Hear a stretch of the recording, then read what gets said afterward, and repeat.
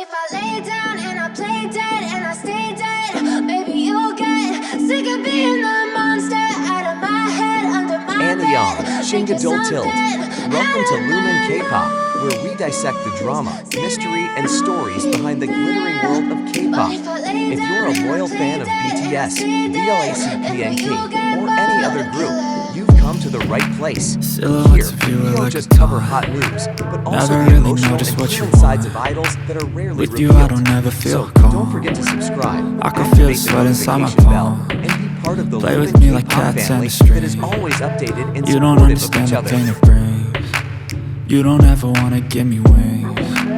You don't ever wanna set me free. You know I'm addicted to you, and it's twisted you've been gifted with the. That night at HYBE's headquarters, the air was colder than usual, as if the glass and steel building knew what was about to happen inside. Neon lights hung from the ceiling with a sterile glow that removed the last traces of human warmth. In an oval meeting room located in the heart of Korea's largest entertainment company, 6 men sat in oppressive silence. Tension swirled like a tight piano string. In the middle of them, a HYBE compliance executive slammed a photo onto the table. The sound echoed like a gunshot.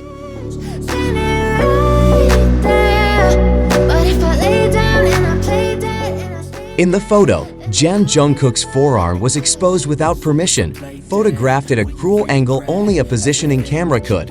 And there, beneath the artistic ink that had captivated fans for so long, was a name written in small, delicate, and sincere letters. Jimin. Not a symbol, not an aesthetic motive, just a name. But that one word encompassed an entire strategic image built over a decade.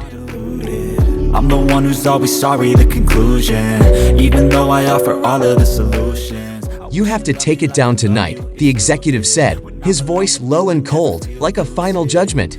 But Jungkook only gripped his coffee cup tighter. His jawline turned white. His eyes didn't waver. None of the other BTS members spoke, but their bodies told the story.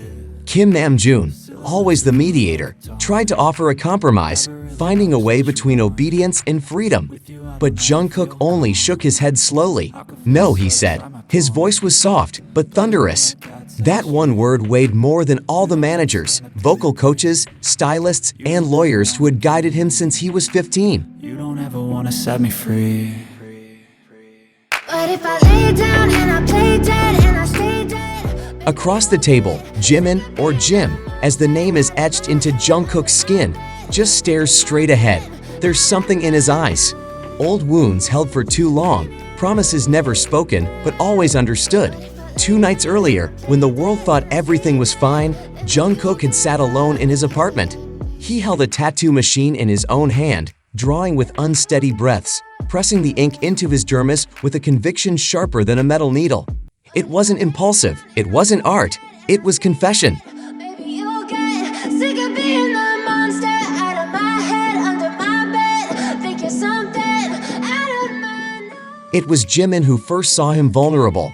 Not in front of the camera, but between the stage and the rehearsal room, when the spotlights were off and the applause was gone. It was Jimin who stayed when Jungkook was broken, when the world wanted everything from him but his own truth. So that name was there, not just a name. It was the focal point of a hidden history, a relationship that didn't need labeling, but was too important to deny. But the company didn't want stories. They wanted image, they wanted power, they wanted control. You don't ever wanna set me free. You know I'm addicted to you, and it's twisted you've been gifted with the evil voodoo. Got me coming back for more. At the meeting the next morning, Jungkook was late. It was a silent but deliberate act of defiance. His sleeves were rolled up high, the ink that had once been hidden now visible in the light. The executives were furious. The internal cameras hummed silently, capturing the moment that would change everything. "I've considered your offer," Jungkook said, "and my answer is no." Under my bed, think you're something out of my nose. The atmosphere froze. Not a sound, not even a breath. "Do you understand what this means?" Someone whispered, but Jungkook didn't answer. He just raised his arms higher, challenging the entire system with his very presence. "You can't erase who I am." In the corner, Jimin's breath hitched. Taehyung hid a small smile. Yeonji stared in reverence. And in that silence, the war began. Sitting there gaslighting and confusing. Was it me? Is it me? Am I deluded? I'm the one who's always sorry. A few hours later, the news exploded on social media. Memos leaked. Fandom spanned continents reclaimed by an earthquake. Hashtag Jungkook Unbreakable. Hashtag Protect Jim. Hashtag BTS in Crisis. All rose to the top of global trends. Some defended, some condemned. Some speculated the liars that this was a secret love affair, that BTS was secretly breaking apart from the inside, that this was all just a clever viral campaign. But no one really knew. I could feel the sweat inside my palm. Play with me like HYBE responded with a typical statement, flat, cold, and very legalistic. We are investigating the issue internally. We appreciate your understanding. They didn't even mention Jungkook by name. In his dark apartment, Jungkook stared out the window at the city. The lights below were like tiny accusing spies. His phone vibrated incessantly. Warnings from managers, messages from relatives, even pleas from lawyers. Congratulations, apologize, save your future. But he just sat there, his eyes blank but not broken. On the table was an unopened whiskey. He didn't call out to it. The chaos was enough to make him drunk. But if I lay down and I play dead and I stay dead, maybe you'll get. Then there was a knock.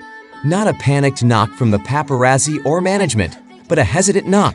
When he opened the door, Jimin was standing there. Pale, his hood pulled down over his eyes. He stepped in without a word. The silence hung like a fog that was too thick. You dragged me into this, Jimin finally said, whispering. You've been inside since I wrote your name down, Jungkook replied. The words were like bullets, unretractable, unerasable, like the ink on his skin. play with me like cats and a string. You don't understand the pain it brings.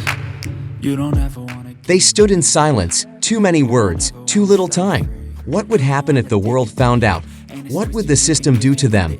But maybe that wasn't the question anymore. The question was, who would they choose to be? The world's or each other's? And that night, in a silence more honest than any stage, in a room without cameras, they chose. Not fame, not career, but truth. It would either destroy them or set them free. And maybe, just maybe, it would do both. Maybe you'll get sick of being the monster out of my head, under my bed, thinking something. Outside, the world burned with opinions, theories, and rage. But inside that small space, they were rebuilding their own universe, from the rubble of courage, from the fears they shared. There were no contracts, no promises, only one certainty. They would no longer let anyone else write the ending of their story. The world could twist everything, but the ink was real, and love written beneath the skin could never be erased. I feel like when I'm with you, I'm losing. I feel like And whether tomorrow might bring a greater war or a deeper embrace, they knew one thing. No matter the cost, they were no longer alone. And for the first time in their lives that were always watched, corrected, and curated, they were living as themselves, fully, reclaimed, and uncontrollable.